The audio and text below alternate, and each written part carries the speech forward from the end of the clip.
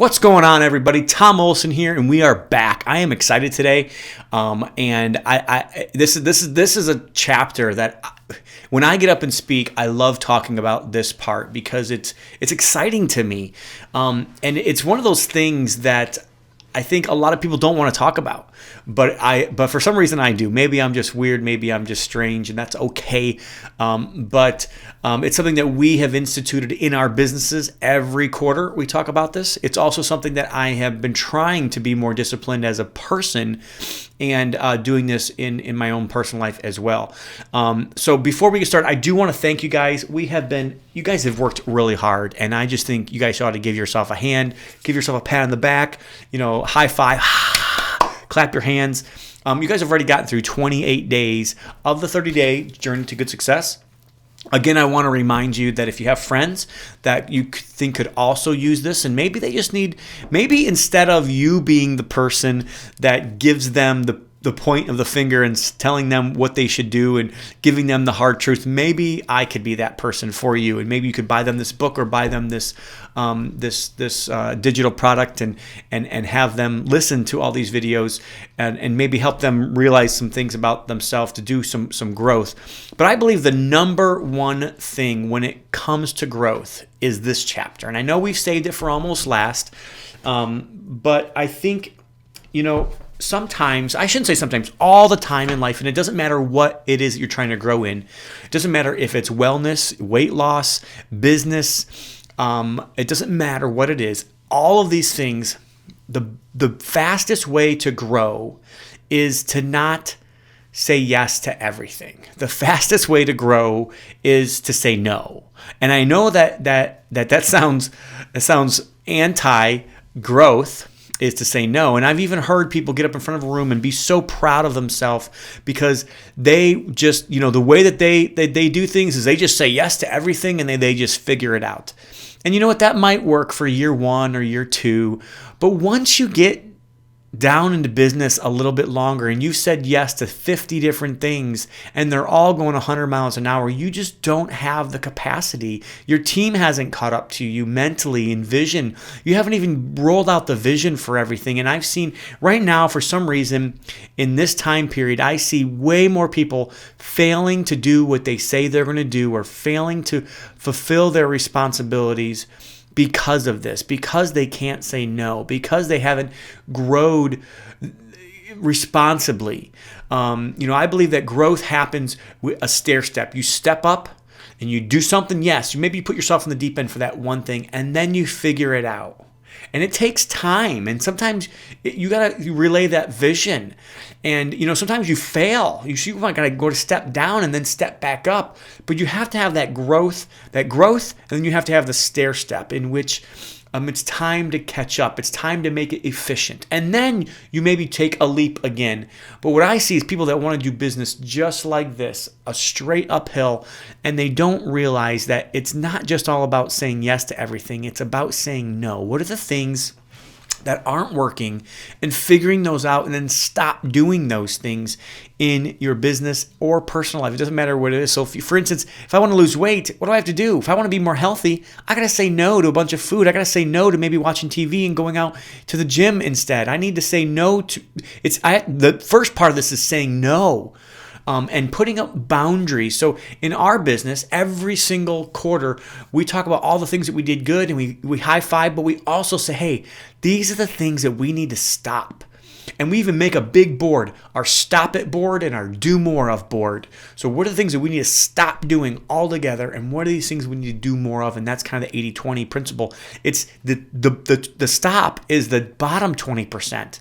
And knowing what the bottom 20% is just as important as knowing what the top 20% is. And I know it's great and it's fun to focus on the things that we're doing good, but to be open and honest and be willing to admit that these things are not working.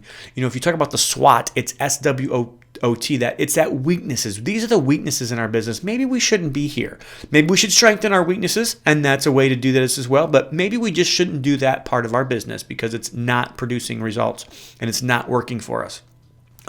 And opportunities, so often we want to say yes to every opportunity, but I think we should say no to 100 opportunities before we say yes to the right opportunity.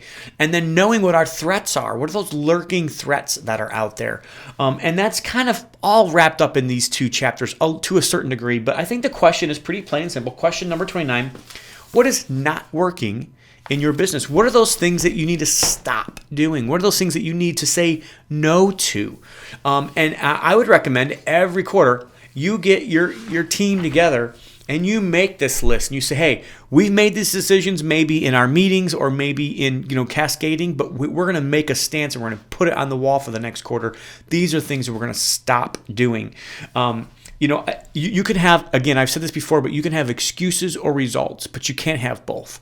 At the end of the day, all these things that people are complaining about are just excuses for the most part. They don't want accountability, but they need accountability.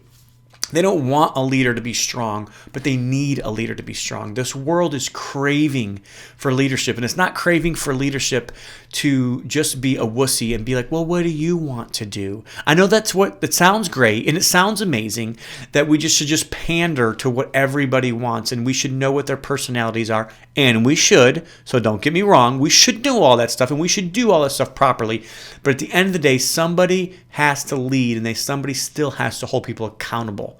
And if you don't have that accountability piece, you will lose. If you don't have an accountability partner for yourself, you should have one. This is why a mastermind can be so powerful to you, because a mastermind, a good mastermind. Now, I've seen masterminds where all they want to do is give you more ideas and more shiny objects, but a good mastermind, the good success mastermind, is one in which everybody will warn you about all the things. They'll poke all the holes in your ideas and make you rethink that before you for sure go down that path. So it's super, super, super, super, super important. So knowing how and who could help you stop doing this or with this issue, and who can hold you accountable. I think, like I said, a mastermind is the place that I've used, and I think it's the best place to be held accountable to. And maybe you just need an assistant. Maybe there's other things. Maybe you're just not good at things. You could think about that. Could your issues be resolved if you had a good accountant or a good attorney or a good bookkeeper on your team? So knowing all those things I think are very important. But knowing what's not working in your business could be just as important, and I know it's just as important as knowing all the things that are working. So I think, again, every quarter, I think this is a question that you should ask yourself. Your team should ask yourself, what is not working?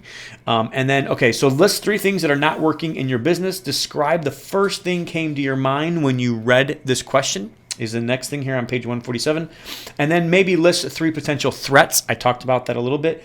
And danger. When it comes to threats, what could put you out of business? I think knowing what those things are and not trying to be so fearful of those that you are too cautious, but knowing what those things are so you can put boundaries in your business. Again, it's about saying no.